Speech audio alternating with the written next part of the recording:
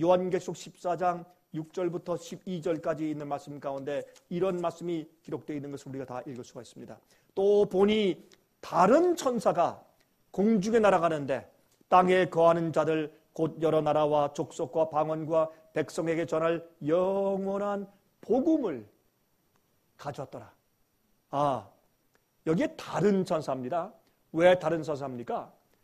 이제 이 하나님 아버지께서 예수께 주시고 예수께서 천사를 통해서 사도 요한에게 이 마지막 요한계시록 계시를 펼쳐서 보여주시는데 그 계시를 보여주는 사람은 천사였습니다. 그것은 예수님 옆에 있던 가브리엘 천사입니다. 천사장입니다.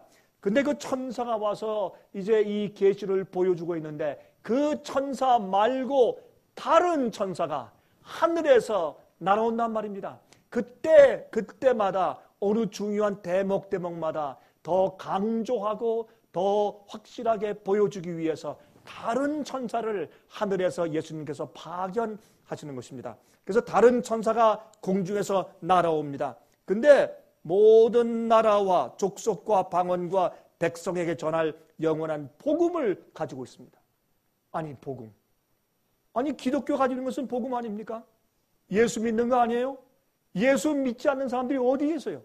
지금 다 예수 믿습니다. 그러니까 다 교회 나가고 지금 예수를 알거나 믿는 사람들이 이 세상에 수십억입니다. 무엇이 특별하다고 마지막 시대에 이 중요한 현대 기별에 영원한 복음이 또 들어옵니까? 여기엔 분명히 중요한 의미가 숨어 있는 것에 틀림이 없습니다. 그가 큰 음성으로 가로되, 이 세 명의 천사 가운데 첫 번째 천사가 큰 음성으로 가로되 하나님을 두려워하며, 첫 번째입니다, 그에게 영광을 돌리라. 다시 말해서 영원한 복음을 설명하는데 영원한 복음을 지금 가지고 날라옵니다. 그리고 영원한 복음을 선포하는데 뭐라고 선포하느냐? 다시 말해서 영원한 복음을 펼칩니다. 영원한 복음을 해석합니다. 영원한 복음을 알리는데 제일 먼저 영원한 복음이 무엇이냐? 하나님을 두려워하라. 두 번째, 그에게 영광을 돌리라. 하나님께 영광을 돌리라. 그 이유는 그의 심판하실 시간이 이르렀음이니.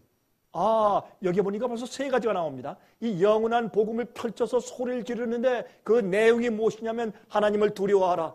두 번째, 그에게 영광을 돌리라. 그 이유는 이제 하나님의 심판할 시간이 이르렀다. 이렇게 얘기하니까 벌써 세 가지가 나왔지 않습니까? 한 가지가 더 나옵니다. 거기에 또 말하기를 하늘과 땅과 바다와 물들의 근원을 만드신 이를 경배하라 하더라. 창조주를 경배하라 말입니다. 인간을 경배하지 말고, 인간의 권위를 숭배하지 말고, 인간의 조직에 굴복하지 말고 창조주 하나님을 섬기라는 것입니다. 여기 네 가지가 나왔죠. 영원한 복음을 선포하는데 영원한 복음이라는 이 큰 어떤 선물을 가지고 날아오는데 그것을 펼쳐 보이니까 그 안에 네 가지 조목이 들어있습니다. 하나님을 두려워하라. 그에게 영광을 돌리라. 그 이유는 심판할 시간이 이르렀다. 네 번째, 창조주 하나님을 경배하라.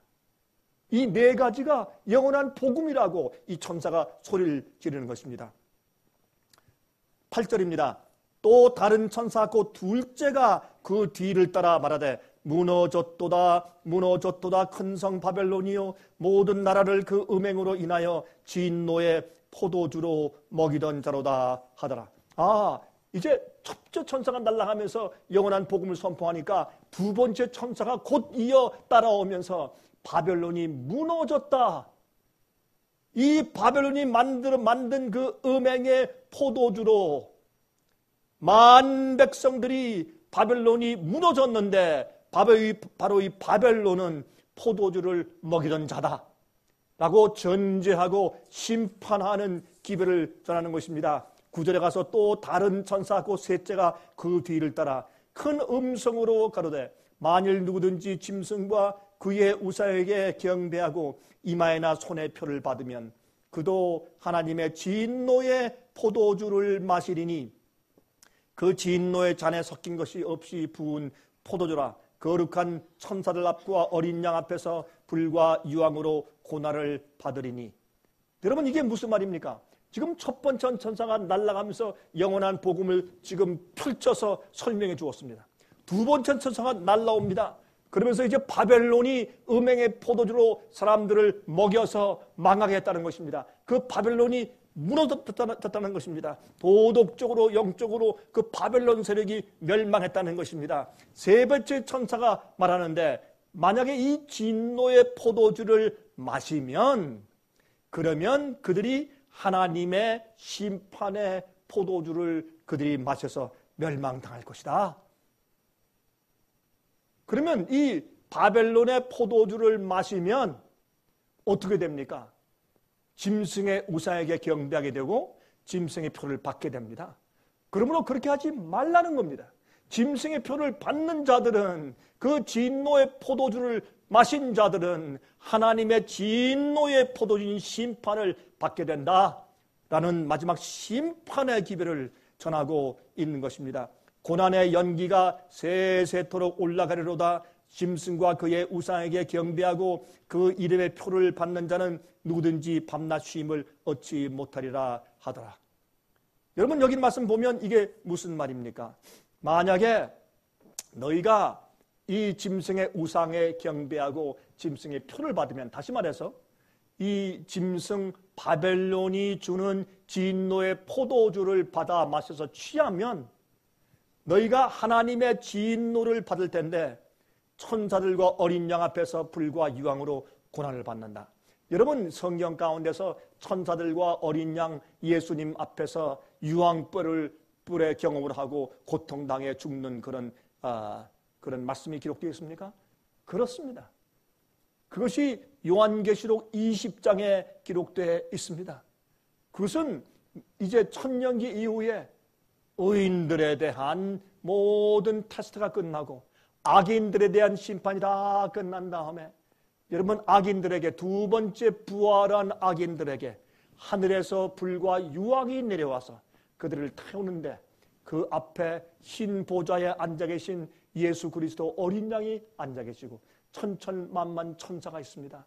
그 앞에 성도들이 있습니다. 그 앞에서 그들이 최종적으로 온도를 받고 그들이 태워 죽음을 받는 지옥불의 경험이 있는 것입니다. 그러므로 그들이 앞으로 어떤 경험을 당할 것인가? 짐승의 표를 받기 위해서, 당장 편하기 위해서, 당장 먹고 살기 위해서, 당장 타협하는 것은 당장 안전하고 편할지 모르지만은 그러나 하나님의 큰 진노의 잔을 받을 것이라는 그러한 하나님의 경고가 세 번째 천사에 의해서 여기 발해지고 있는 것입니다. 그 다음에 여기 보면 12절에 가서 말이죠. 여러분, 지금까지 첫째와 둘째와 셋째 이 세 명의 천사가 지금 하늘에서 날아오면서 이 인류를 향해서, 지구를 향해서 마지막 현대 기별을 외치고 있는데 이 모든 말씀을 하나로 썸머라이즈해요. 하나로 뭉뚱그려서 하나로 종합하고 요약해서 맨 마지막에 한마디로 말하는데 어떤 의미에서 요한계시록 14장 12절은 이 첫째와 둘째와 셋째 천사가 각각 자기의 기별을 전한 다음에 세 명이 함께 부르는 합창입니다. 여러분, 다시 말해서 이 세 천사가 이 중요한 마지막 현대 기별을 1절과 2절과 3절을 부른 다음에 후렴을 이 세 명의 천사가 함께 목소리를 합쳐서 합창을 부르는데 그 합창의 내용은 무엇이냐? 이것은 세 천사들의 마지막 현대 기별, 경고의 기별의 요약입니다. 이렇게 말하고 있습니다. 성도들의 인내가 여기 있나니 저희는 하나님의 계명과 예수 믿음을 지키는 자니라. 이것이 이 마지막 시대에 이 세상에게 현대 기별을 전파하는 하나님의 세 천사들의 합창입니다. 자, 이제 요한계시록 14장에서 우리 읽은 그 영원한 복음을 간단하게 요약합시다. 영원한 복음은 무엇입니까? 영원히 변치 않는 복음을 말합니다. 우리를 구원하는 참된 복음입니다. 거짓 선지자나 흉악한 이리들이 전해준 그러한 가짜 복음 말고, 사도 바울이 언급한 그런 다른 복음 말고 참된 복음을 말하는 것입니다. 그 복음은 우리를 구원해서 거룩해 하시는 복음입니다. 그 죄에서 나와서 해방돼서 죄를 승리하게 만들고 죄 없이 살 수 있게 꼴지어주는 참된 복음을 말하는 것입니다. 두 번째, 하나님을 두려워하라는 말은 무슨 말입니까? 그 말은 죄에서 떠나라는 말입니다. 하나님을 두려워하는 자들은 악에서 떠납니다. 하나님의 말씀을 순종하라는 말입니다. 그분의 계명을 지키라는 말입니다. 불법이 죄입니다. 죄는 법을 어기는 것입니다. 그러므로 하나님을 두려워하는 자들은 악을 떠나, 죄를 떠나 하나님의 계명을 순종하라 하는 얘기가 성경에서 하나님을 두려워하라 라는 말로 표현되어 있다 그 말입니다. 그에게 영광을 돌리라 무슨 말입니까? 우리가 하나님의 말씀을 순종하고 그의 계명을 지키면 우린 죄에서 벗어납니다. 죄는 불법이니까 모든 사람이 범죄하여서 우리가 하나님의 영광에 이르지 못했다고 했습니다. 그래서 우리가 죄를 승리하고 죄에서 벗어나면 어떻게 됩니까? 주님의 형상이 우리 속에서 다시 회복되는 것입니다.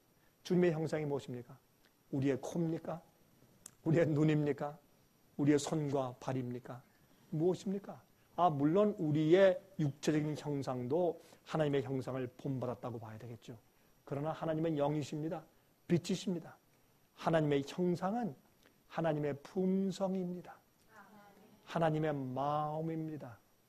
하나님의 뜻과 품성과 마음과 사랑의 정부의 기초는 하나님의 계명, 법 가운데 있는 것입니다.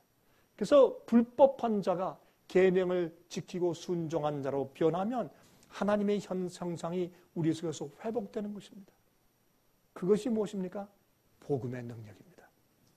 그래서 우리가 하나님께만 영광을 돌리라 하는 말은 하나님의 형상으로 변화되라는 말입니다. 그 다음에 심판할 시간이 이르렀다. 무슨 말입니까? 이런 말은 오늘날 교회들에서 전해지고 있는 통속적인 타협된 복음을 심판하는 것입니다. 참되게 믿지 않는 자들에게 심판이 있습니다. 하늘에서 책을 펴고 심판하는 일이 있습니다. 그러므로 주님께서 누가 진정으로 참된 복음을 받았는지 받지 않았는지에 대해서 주님께서 심판하시고 테스트하십니다. 지금은 조용하게 각 사람들의 마음 속에서 각 사람들의 생애 속에서 심판이 지나갑니다. 이제 곧 짐승의 표에 환란이 오면 전체 세상적으로 드러나게 심판이 지나갑니다. 무리가 갈라집니다. 짐승의 표를 받는 자들과 하나님의 인을 받는 자들. 눈에 보이게 그룹으로 심판이 지나가서 드러나게 되는 것입니다. 여러분, 그 다음에 하늘과 땅과 바다와 물들의 근원을 만드신 이를 경배하라 하더라. 이것은 창조주를 경배하라는 말씀입니다. 하나님의 창조의 원래 상태로 돌아가라는 말이죠. 창조주께서 명령하신 그 원래 상태의 진리로 돌아가라는 말입니다. 마지막 시대 끝에 가서 참된 예수의 믿음을 가지고 참된 영원한 복음을 가지면 하나님의 계명을 순종하게 되어 있습니다. 창조주를 경배해야 합니다. 화려한 교회를 경배할 필요가 없습니다. 교단을 두려워할 필요가 없습니다. 교회를 경배하는 것이 아니라 하나님을 경배해야 합니다. 주님이 무슨 말씀하시는지 주님의 뜻을 헤아려야 할 것입니다. 창조주를 경배해야 합니다. 지금은 주도 많고 하나님도 많습니다. 지금은 권위자도 많고 지금은 참으로 많은 교회들도 많고 대형 교회도 많고 조직도 많고 교파들도 많습니다. 그들은 다 인간적입니다. 하나님을 경배해야 합니다. 창조주를 경배해야 합니다. 창조하신 분을 경배하기 위해서 특별히 우리가 해야 하는 행동 중에서 중요한 것은 안식일을 지키는 것입니다. 안식일을 지키는 것은 나 여호와가 엿새 동안 하늘과 땅과 바다와 그 가운데 있는 모든 것을 만들고 제7일에 쉬었습니다. 그러므로 이 네 번째 계명 속에는 창조주를 경배하는 법칙이 아주 자세하게 기록되어 있습니다. 그래서 이 모든 것을 하나님께서 뭉뚱그려서 하늘과 땅과 바다와 물들의 근원을 만드신 이를 경배하라 하더라 그랬습니다. 여러분, 이것은요, 영적으로 정말 간절히 원하고 성령의 지도를 받는 사람들은 다 깨닫고 받아들이고 이해할 수 있는 것입니다. 그러나 진리를 거절하고 마음을 열지 않는 사람들은 10년, 20년, 100년 동안 듣고 배워도 깨닫지 못하는 것이 진리의 오묘함입니다. 여러분, 우리를 구원하시는 하나님은 창조주이십니다. 참된 복음을 믿지 아니하면 그들의 이기적인 욕망에 맞는 타협된 복음을 받기로 선택하게 됩니다. 여러분, 복음 그러면 간단한 것 같지만 다른 복음과 진짜 복음, 사람들이 왜 이 복음, 저 복음을 택하는 줄 아십니까? 자기의 이기적인, 자기의 욕심에 따라, 자기의 기질에 따라, 자기가 하나님 조물주를 경배치 아니하고 자기를 스스로 하나님 만들어 자기가 좋아하는 대로 사는 사람들은 자기의 욕망에 맞는 이기적인 목적에 맞는 그 복음을 찾아서 선택합니다. 그러나 주님을 참으로 받아들이고 주님께 굴복하고 복음에 의해서 변화받은 자들은 영원한 복음, 참된 복음을 믿고 예수의 믿음을 받으며 하나님의 계명을 지킵니다. 이 중요한 시대에 이 세상에 정말 세상이 하나가 되어버렸고 과학적으로 모든 사람들이 개인적으로 컨트롤 될 수 있는 무시무시한 법이 설치되어 있고 무시무시한 기계들이 설치되어 있는 드론 시대, 이러한 놀라운 법이 만들어진 시대에 우리는 어떻게 해야 할까요? 정말로 마지막에 주님께서 진실한 백성을 통해서 이제 이 현대 기별을 전하실 때가 되었습니다. 그러한 주님의 참된 종들 속에 속하게 되시기를 간절하게 바랍니다.